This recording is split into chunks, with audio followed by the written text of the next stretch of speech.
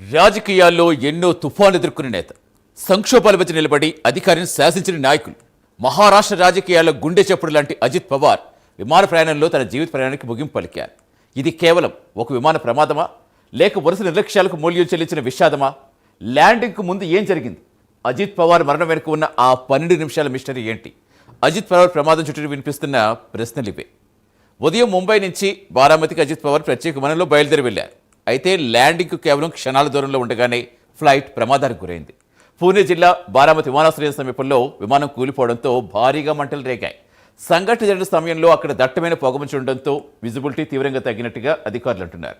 Pilot 2 సార్లు emergency landing ప్రయత్నించిన రెండో ప్రయత్నంలో విమానం నియంత్రణ కోల్పోయి రన్వేకి అతి సమీపంలో కుప్పకూలిపోయింది. బారామతిలో ఓ కార్యక్రమంలో పాల్గొనేందుకు ఈ ఉదయం అజిత్ పవార్ ముంబై నుంచి బయలుదేరారు. మార్గ మధ్యంలో విమానంలో సాంకేతిక సమస్య తలెత్తింది. రాడార్తో సిగ్నల్ కాసేపు డిస్కనెక్ట్ అయిపోయింది. కొద్దిసేపటి తర్వాత మళ్లీ కనెక్ట్ అయింది. దీంతో విమానం ల్యాండ్ చేసేందుకు పైలట్ ప్రయత్నించినా అది సాధ్యం కాలేదు. విమానం రెండోసారి సిగ్నల్ ఆగిపోయిన ప్రదేశం ఫ్లైట్ ల్యాండ్ కావాల్సిన విమానాశ్రయానికి సుమారు 20 కిలోమీటర్ల దూరంలో ఉంది. ప్రమాదం జరిగిన సమయంలో పూణే బారామతి ప్రాంతాన్ని దట్టమైన పొగమంచు కమ్మేస్తుంది. విజిబిలిటీ చాలా తక్కువగా ఉంది.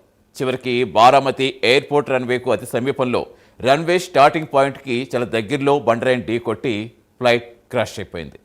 కూలిన వెంటనే మంటలు రేగాయి. చివరికి ఒంటిపై వాచీలు, గ్లాసెస్ చూసి గుర్తుపట్టే పరిస్థితి ఏర్పడింది.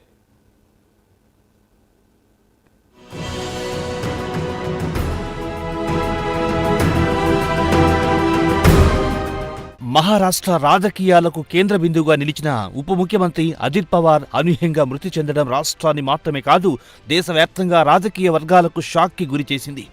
ఎన్నో రాజకీయ సంక్షోభాలను ఎదుర్కొన్న నాయకుడు, ఎన్నో తిరుగుబాట్లు, మలుపులు చూసిన నేత చివరికి ఒక విమాన ప్రయాణంలో తన జీవిత ప్రయాణానికి ముగింపు పలకాల్సి వచ్చింది. అయితే ఈ ఘటన కేవలం ఒక ప్రమాదమా, లేక నిర్లక్ష్యానికి మూల్యం చెల్లించిన విషాదమా అనే ప్రశ్నలు తలెత్తుతున్నాయి.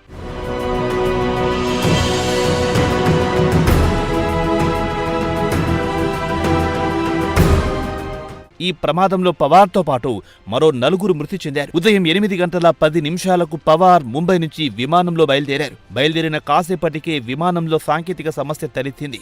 8 గంటల 30 నిమిషాలకు రాడర్తో సిగ్నల్ ఆగిపోయింది. ల్యాండ్ చేసేందుకు పైలట్ ప్రయత్నించినప్పటికీ చేయలేకపోయాడు. మరోసారి 8 గంటల 42 నిమిషాలకు సిగ్నల్ మిస్ అయ్యాయి. విమానం రెండోసారి సిగ్నల్ ఆగిపోయిన ప్రదేశం ఫ్లైట్ ల్యాండ్ అవ్వాల్సిన విమానాశ్రయానికి సుమారు 20 కిలోమీటర్ల దూరంలో ఉంది. ఈ సమయంలో విమానం 1016 మీటర్ల ఎత్తులో గంటకు 237 కిలోమీటర్ల వేగంతో ప్రయాణిస్తున్నట్లు సమాచారం. అయితే ప్రమాదం జరిగిన సమయంలో పూణే, బారామతి ప్రాంతాన్ని దట్టమైన పొగమంచు కమ్మేసింది. దీంతో విజిబిలిటీ తక్కువగా ఉంది. ఇది కూడా ప్రమాదానికి కారణమై ఉంటుందని అధికారులు భావిస్తున్నారు.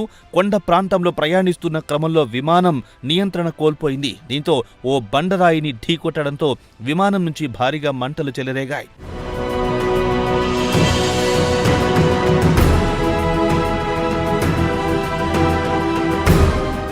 ప్రమాదాన్ని ప్రత్యక్షంగా చూసిన వారు చెబుతున్న వివరాలు మరింత కలిచివేసేలా ఉన్నాయి. విమానం కిందికి దిగుతున్న సమయంలోనే తేడా కనిపించిందని అంటున్నారు. ఆ వెంటనే భారీ పేలుడు శబ్దంతో మంటలు ఎగిసిపడ్డాయని వారు చెబుతున్నారు. మొదటి పేలుడు తర్వాత కూడా 4-5 సార్లు వరుసగా పేలుళ్ల శబ్దాలు వినిపించాయని, ఆ శబ్దాలతోనే స్థానికులు పెద్ద సంఖ్యలో ఘటనా స్థలానికి చేరుకున్నారని తెలిపారు. మంటల తీవ్రత వల్ల విమానంలో ఉన్న వారిని బయటికి తీయడం అసాధ్యంగా మారిందని చెబుతున్నారు. కొందరు కళ్లద్దాలు, చేతివాచీల ఆధారంగా అజిత్ పవార్ను గుర్తించినట్లు ప్రత్యక్ష సాక్షులు చెబుతున్నారు.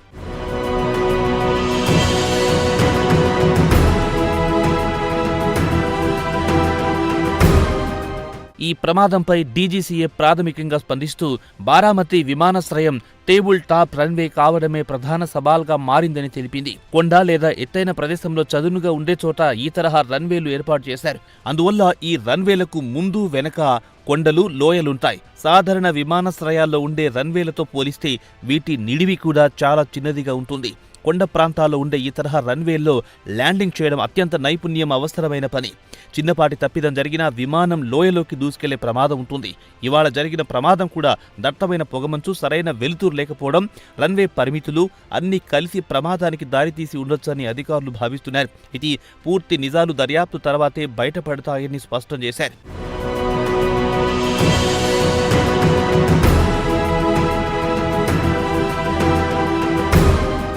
ప్రమాదానికి గురైన విమానం విఎస్ఆర్ ఏవియేషన్ కు చెందిన లియర్జెట్ 45 మోడల్. విఎస్ఆర్ ఏవియేషన్ ఢిల్లీకి చెందిన సంస్థ. ఇది ప్రైవేట్ చార్టెడ్ జెట్స్ నడుపుతోంది. అత్యవసర వైద్య సేవలు, కార్పొరేట్ విఐపి ప్రయాణాల్లో ఎక్కువగా వాడుతుంటారు. ఈ జెట్ పరిమాణం తక్కువగా ఉండి స్పీడ్ ఎక్కువగా ఉంటుంది. అందుకే బారామతి వంటి ప్రాంతీయ విమానాశ్రయాల్లో రాకపోకలకు అనువుగా ఉంటుంది. ఈ సంస్థకు విమానయాన రంగంలో 15 ఏళ్ల అనుభవం ఉంది. భద్రత ప్రమాణాలకు సంబంధించిన ఎలాంటి లోపాలేవని సంస్థ చెబుతోంది. అయితే విజిబిలిటీ సరిగ్గా లేకపోవడమే ప్రమాదానికి కారణమని అభిప్రాయం వ్యక్తం చేస్తోంది.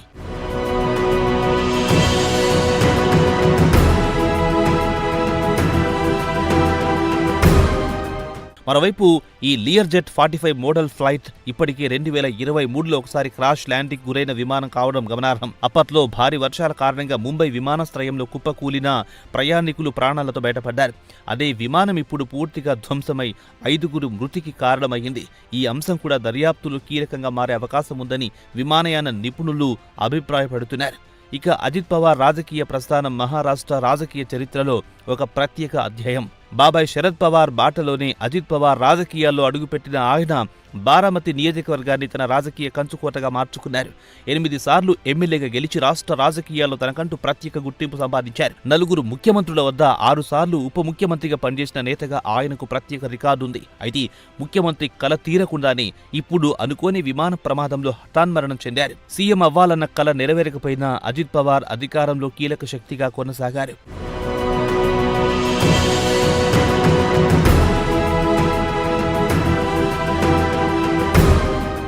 అయితే అజిత్ పవార్ రాజకీయ ప్రయాణం సాఫీగా సాగలేదు. పార్టీ లోపల తిరుగుబాట్లు, శరద్ పవార్తో విభేదాలు, బీజేపీతో చేతులు కలపడం, తిరిగి ఎన్సీపీలో చేరడం, ఇలా ఆయన తీసుకున్న ప్రతి నిర్ణయం రాష్ట్ర రాజకీయాలను కుదిపేసింది. చివరికి ఎన్సీపీ 2 ముక్కలుగా చీలిపోయే పరిస్థితి కూడా అజిత్ పవార్ నిర్ణయాలే కారణమయ్యాయి. మహారాష్ట్ర రాజకీయాల్లో తనదైన శైలిలో చక్రం తిప్పారు అజిత్ పవార్. అలాంటి నేత అకస్మాత్తుగా మరణించడం మహారాష్ట్ర రాజకీయాల్లో పూడ్చలేని శూన్యతను మిగిల్చింది. అజిత్ పవార్ మృతి వార్త వెలువడగానే బారామతి నుంచి ముంబై వరకు విషాద వాతావరణం అలుముకుంది. ఆసుపత్రికి తరలించిన మృతదేహాన్ని చూసేందుకు అభిమానులు, పార్టీ కార్యకర్తలు పెద్ద సంఖ్యలో తరలివచ్చారు. రాజకీయాలకు అతీతంగా అన్ని పార్టీల నేతలు సంతాపం ప్రకటించారు. రాష్ట్రంలో 3 రోజుల పాటు సంతాప దినాలు ప్రకటించారు.